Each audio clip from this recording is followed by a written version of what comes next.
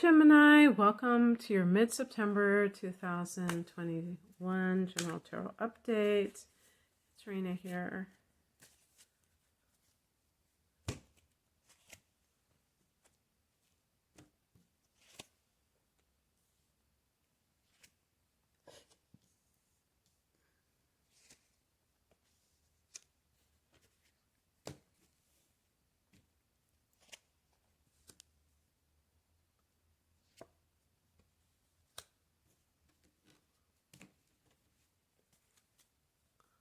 So you got several major arcana cards here. The heart of the matter is the Knight of Wands. This is, I believe this is double fire, but it is masculine energy, and it's very like action oriented and things like that. And this is kind of how Gemini rolls. This can be that you crave that excitement. You don't want, kind of settling down. You want to always be on the move. And that kind of thing can sometimes work if you're in a certain cycle of life. But if it becomes like habitual, then for one thing, you can be the master. I know, the jack of all trades and the master of none. You know, that ADD energy that kind of has you going from one interest to the other, one person to the other, never sticking with something because you just are more in love with the novelty aspect, And even like, because I always think of like those bees, and they're going from one flower to the other, but at least bees are actually sucking at nectar. They're not just landing on top of the flower. When they do land on top of the flower and leave right away, it's because they probably can't find any nectar. And you have to stick around long enough to find what that nectar is. Now, in some cases, this is absolutely appropriate because of the stage of life that you're in. Maybe, like, for instance, if you have been somebody who has been in a long-term relationship and you are no longer with that person, maybe you went through a period of introspection and was alone, and now you're like, hey, or you're emerging from that situation and like, hey, I'm ready to sow my wild oats. I just don't, I don't feel like I want to just, settle down. I've just been settled down. In the past position is the Hermit. So it suggests that you've had a little bit of introspection for sure. And maybe that has given you the green light that you want to just have an adventure because you've been,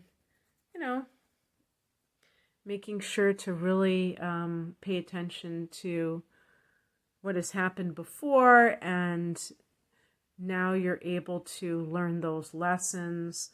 The higher message is the Strength card connected to Leo.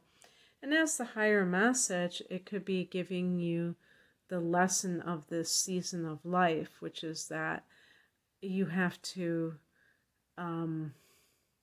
have confidence. And to me, ultimately, what confidence boils down to is believing in yourself, even when nobody else does. And,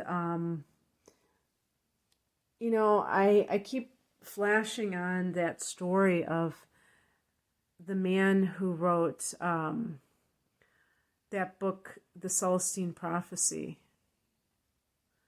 and how he got rejected by, I think they said something like 39 publishers. That sounds like a bit much, but there are those really fairy tale kind of stories. And so what he did was he just gave up on trying to get published by somebody else, and he self-published, which this was before Amazon, creative space or whatever you want to call it. But this was back in the day. And, they have those vanity publishers, they call them, that publish your own stuff, even if you don't have a contract. And then he would sell it from the back of his trunk. He would go to those churches like Unity that are very kind of new agey in a lot of cases, and sell them there. I can't remember what year that book was published. I have a copy and I never read it. It was one of those things that was really wildly popular at one time, and so they really printed out a lot of copies, and then the used bookstores seem to have an overflowing amount of those books, or at least they probably did during a certain time when it was just like everybody was reading it. But I love that story. So he sold it, and it just started with word of mouth, and then I think he eventually got a publisher. But the thing is, it's like, if you get rejected dozens of times and you still are so confident that your book is important and it needs to be out there, that really tells me that you believe in yourself. And I have a lot of respect for somebody like that, because, getting rejected is like extremely difficult. Even for the best of the most confident people, it's still very difficult. So I would say that maybe you've had that introspection and now you're ready to be very out there, and it's almost like bouncing back to yourself, because you tend to be like this. Also, the Hermit card can connect to Virgo, so if you have been with a Virgo person and you realize maybe there's that incompatibility and you just are willing to move on. What crosses you is the Five of Cups. This is a card of mourning the loss of something.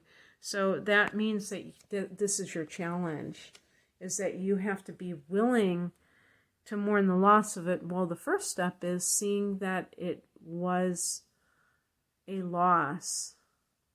Because if this was like a relationship that didn't work out, you may have analyzed it because you're good at analysis, Gemini, but you may not have really felt it. The cups relate to the emotions, and maybe you need to really feel how it felt to be not able to sustain that relationship. And also, if this relates to employment, same thing, because maybe it wasn't anybody's fault, it just didn't work out. And yet sometimes it can be very daunting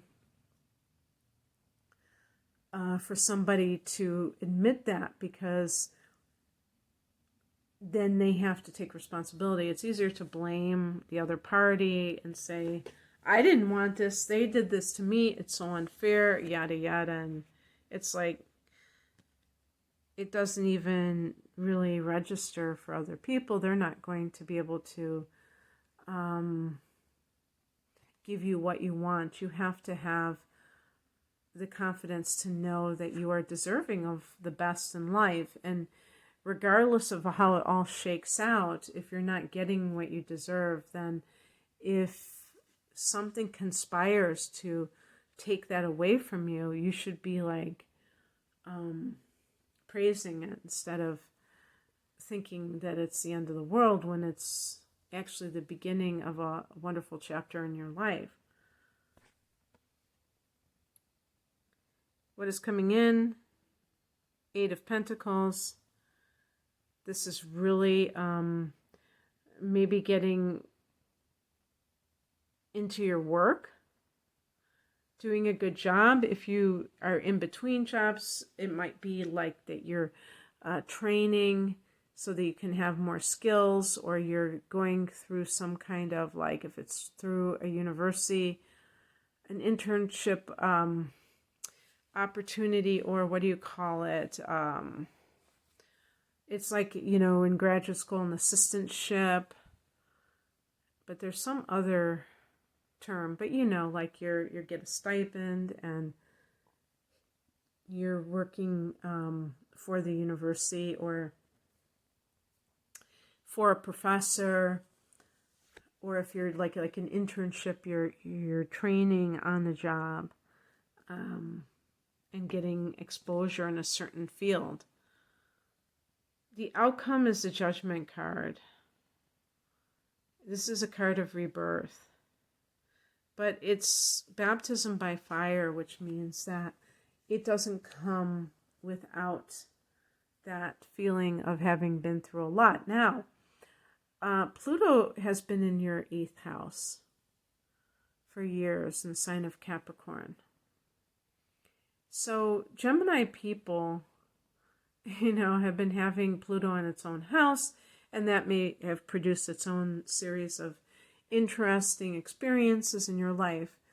Some of them may be pretty heavy for Gemini. We're nearing the end of this transit, and if you have been through a lot, actually I think the Judgment card is connected to Pluto. It can be that sense of like really having to deal with a lot, but by the same token, it has asked of you for whatever you have in reserve, and you find that you are really good in a crisis. You're able to keep your head. So that may be something that, appeals to you in terms of professions, where you're able to really not get caught up in the emotion and just deal with the matter at hand.